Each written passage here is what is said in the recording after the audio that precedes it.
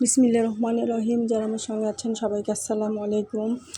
আজকে বাসায় ফুচকার আয়োজন করা হয়েছে, যদিও আমি করিনি বা আমার ইচ্ছায় কোনো কিছুই হয়নি।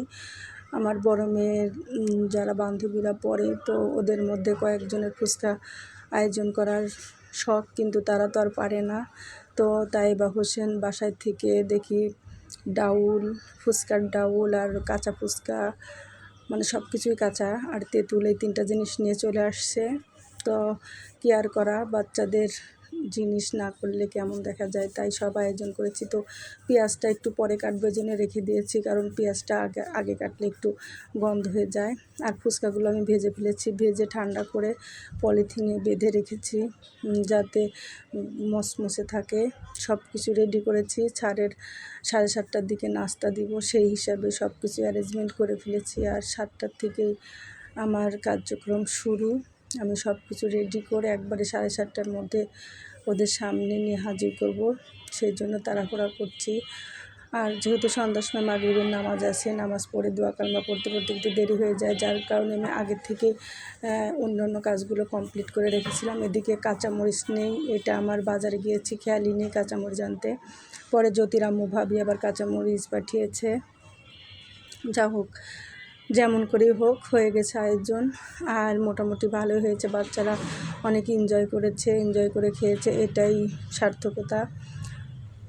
আর মাঝে মাঝে বাচ্চাদের এরকম বেশ আনন্দই লাগে, কিন্তু একটু ঝামেলারও কাজ এসব। ছোটোখাটো কাজ কিন্তু অনেক ঝামেলা মনে হয় আমার কাছে, কারণ এখন আর এইসব ঝামেলা পোহাতে পারি না।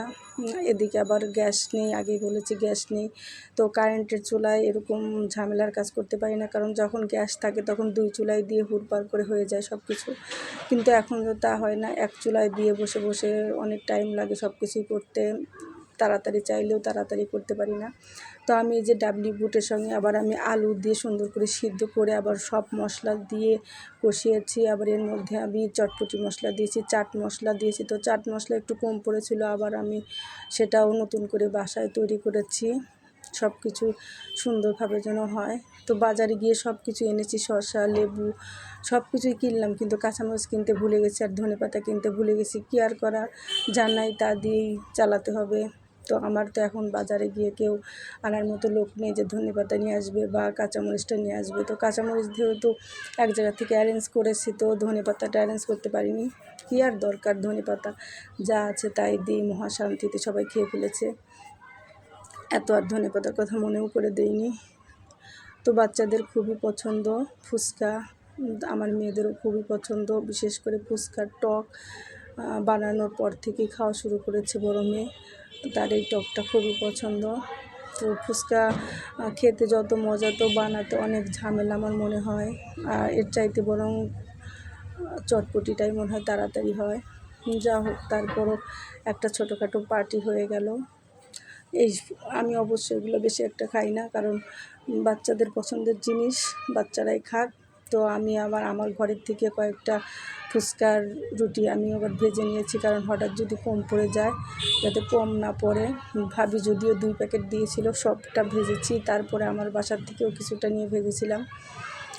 যা হোক, বাচ্চারা সবাই যে শান্তিতে ফুর্তিতে খেয়েছে, এটাই আমি মহা খুশি। তারপরে আমাদের টিচার জীবন, তো জীবনও খুব খুশি হয়ে খেয়েছে, ও কোনো নাস্তায় খেতে চায় না, তো এই ফুচকাটা দেখলাম ভালো খুশি হয়ে খেয়েছে।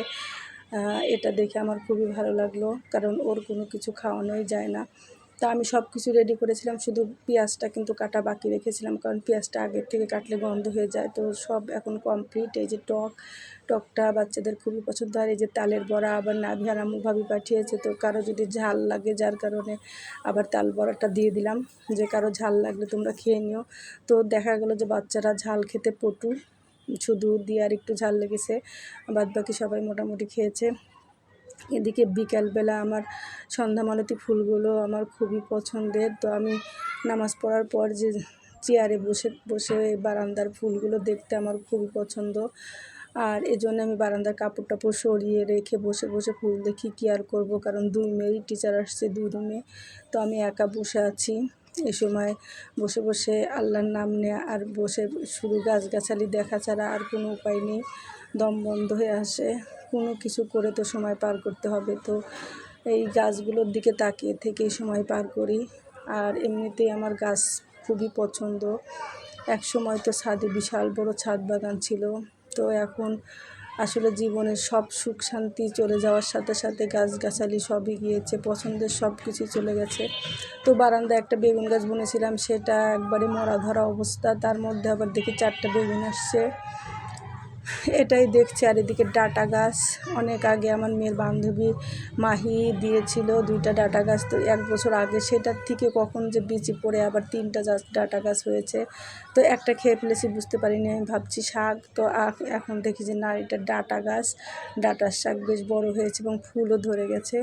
আর এই যে ড্রাগন গাছ, এটা তো কোনো ড্রাগন ধরে না, একসময় ছাদে ছিল, অনেক ড্রাগন ধরতো, এখন আর কিছুই ধরে না। আর এই যে একটা বেগুন একটু বড় হয়েছে।